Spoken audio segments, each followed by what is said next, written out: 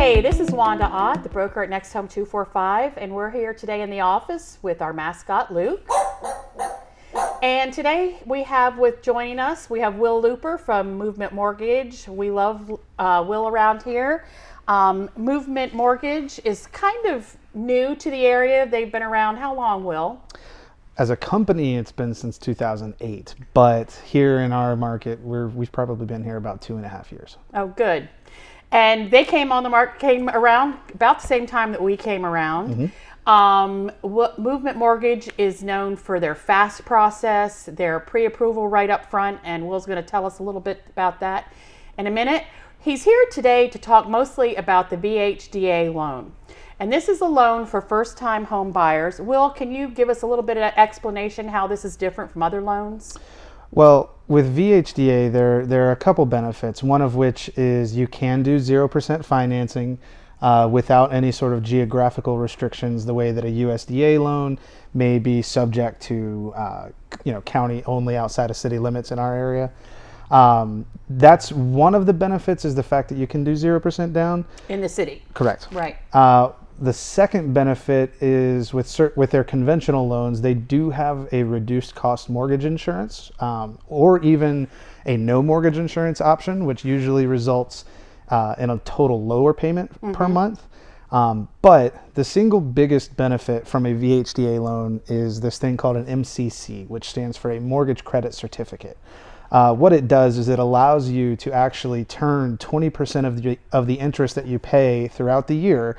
You can turn that into a refundable tax credit instead of just a deduction. So on a standard mortgage, you can write off 100% of your interest as a deduction, which just lowers the amount of income that you are taxed on, right? Which is, of course, a big benefit to owning a home in the first place. What this does is it actually you can still write off 80% of the interest as a deduction, but the other 20%, instead of just not paying taxes on it, you actually get that money straight back. So it's going to be a way to increase a first-time home buyer's tax refund for really the entire life of the loan. That's what I was going to say. It's the entire life of the loan. Okay, so walk me through a little bit about the most people get pre-qualified, but you get them pre-qualified as well as pre-approved. Correct. Tell us a little bit about that process. Well, the difference between a pre-qualification and a pre-approval, most people don't even know that those are two separate things. Right. A pre-qualification is a loan officer's best guess. So you have a well-meaning loan officer who looks at somebody's income or talks about their income, looks at their credit and says, hey, you should be good to buy X dollars worth of house. So you go out there and you want to buy a house that's $149, for example. And it turns out that due to the fact that you're paid partly commission and you're using a lot of overtime in your initial talks, you may not be able to use that type of income to qualify. Right. So suddenly you're in a position where you can only afford $125, right? But the loan officer didn't know that. The loan officer had no intention of messing that up. Because they haven't looked at your pay stubs or tax returns yet. So that's the difference between a pre-qualification and a pre-approval. With a pre-approval, you get to that same point where you look at your credit, you talk about your income and say, hey, you should be approved to buy however much money. And then what you actually do is you say, while you're out looking for a house, which could take 3 days, could take 3 weeks, could take 3 months, hopefully not 3 years. But while you're out looking for the house, we go ahead and say, bring us your pay stubs, bring us your W-2s, and we get all of your documents together so that we can then send your file to an underwriter. They can review it, and any type of things that you find out along the way of a loan approval, we go ahead and learn those things while you're still looking. So that before you've made an offer. Exactly. Right. By the time you make an offer, it's practically as good as a cash offer because you don't have to get your financing in order. It's already done. It's gone through underwriting. Correct. How long does that process typically take? Our goal time for conventional loans is 6 hours. Wow. With movement, yeah. So that's 6 business hours. Some people are like, it's 11 p.m. Where's my approval? That's not the case. People still work. Yeah. But usually within a 24-hour turnaround, we have a fully pre-approved loan. We know the conditions ahead of time, and that way it takes a little bit of the stress out of buying. Because as you know, buying a house is a very stressful time. It It can be, Yep. especially for somebody that hasn't done it before. It's kind Correct. of scary because they've never navigated that before. But that's what we're here for, to help make that process smooth. And I know you Correct. all at Movement do that very well. Mm-hmm. Okay, so is there an income limit on someone who's able to qualify for that loan? On a VHDA loan, it depends on where you're located in the state of Virginia. In our area here in Lynchburg, the household income limit for 2 or fewer people is around $76,700. If it's 3 or more, so parents and a kid, Right. then it does bump up to $88,200. But that's really to take advantage of the maximum amount of benefits that they offer. Mm-hmm. There are certain loan programs with VHDA that go only off of the income of the people on the loan.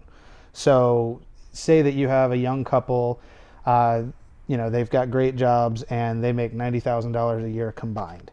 We can just qualify in one person's name, like leave the spouse Right. off of the loan, and we can still take advantage of first-time homebuyer benefits through VHDA, even if the combined household income is over the income limit. Mm-hmm. That's not being sneaky, because VHDA specifically tells us it's only the people on the loan. So if you're not on the deed, if a husband or a wife buys something and it's only one person's name on the deed, then you go off of the income of only that person. Okay. So. All right, so we've got pre-approved. Mm-hmm. We are making an offer on a house. Of course, you'll provide us with a pre-approval letter and how much we need in closing costs. Let me ask this: is there a limit on how much in closing costs you can ask for? Yeah, some people, and this is something that does come up occasionally. For a conventional loan, there are tiers. So if you put down less than 10%, you're maxed out at 3% of the purchase price that you can ask a seller to pay. Okay. So you're buying a $150,000 house. The seller can only pay up to $4,500 Gotcha. of closing costs. So anything on top of that, you would be responsible for. If you put 10% or more down, it goes up to 6%. If you put down 20% or more, it's unlimited. You can get however much you want. On an FHA loan, which is another government, well, actually most government programs do allow you to get up to 6% of the purchase price in closing costs, just because they have different guidelines. Gotcha. And 90% of the time, that 6% is going to more than cover any Right. closing costs you Right. would have to pay. Okay, so we've got our pre-approval. We made an offer on the house. We know what our closing costs are. We've got our offer accepted. It's time to head towards closing. What are the things that happen between the time our offer is accepted and the closing table? Well, assuming that we have gone through pre-approval already, so we already know what the non-property specific conditions are, and we've already worked on those and they're out of the way. Once you get under contract, that's when you go from like a pre-approval file to a live file. That means that there is a contract for the purchase of a home. We have the exact address that you're buying. And according to the government, this is when it's an official loan application. So we resend depending on how long it's been, we may need to update pay stubs. We may need to update bank statements because, again, according to the government, it's now a real file instead of just a pre-approval. So we send it back to the underwriter. They come back with the live approval and they say, hey, here are the property specific conditions, stuff that we couldn't get before, like a copy of a deposit check. We will need to get an appraisal more than likely. We'll need to order title work. But that's all stuff that can't be done ahead of time. So we come back, we have the conditions, we gather those, we get the appraisal. So the appraiser goes out and makes sure that the house is worth what you're buying it for. Right. And then we order the title work. The title company or whoever we're closing with, whether it's an attorney or a settlement agency, they go through and make sure that the title is clear and that there are no pre-existing liens on the house. So, say that 2 owners ago forgot to pay a plumber and now there's, $3,000 because of interest that has to be paid. They make sure and get that stuff out of the way to make sure that the house you're buying is clean, basically. Right. So, but then once we get those conditions in that the underwriters requested, we send the file back to them for the clear to close. And then once we do that, all it is making sure that the final pennies and cents make sense. That was not a good one. Thank you. And then we go to closing. And typically, take a how fun long picture. does that take? It depends. I've done stuff as quickly as 10 days. A lot of sellers, even though we can move really quickly, a lot of sellers prefer to have time to get out, and so they'll ask for around a 30-day close. Right, but that's typical. Yeah, anywhere between 10 and 30 days. If you're looking at stuff over 30, that's going to be a specific situation. Right. Well, I really appreciate you sharing this information with us right here on the cusp of the spring market. So those of you out there that are thinking about making a move and you think, oh, I don't have any money for a down payment, this would be a great option for you. Yep. If you're interested, we'd love to hook you up with Will Looper at Movement Mortgage. Will, would you share your cell phone number and your email address, please? Yeah, it's will.looper, that's Luper, at movement.com. I do have to say my NMLS number is 1229598. You can look up and make sure I'm legit that way at nmlsconsumeraccess.org. And then my phone number, you can, text me. I had one guy try to do a whole loan through Facebook Messenger. And I told him it wasn't very secure, but he didn't seem to care. So anyway, but my phone number is 434-221-3823. Feel free to text me, call me, however works. Great. Thank you so much for sharing with us today. And have a good day, everybody.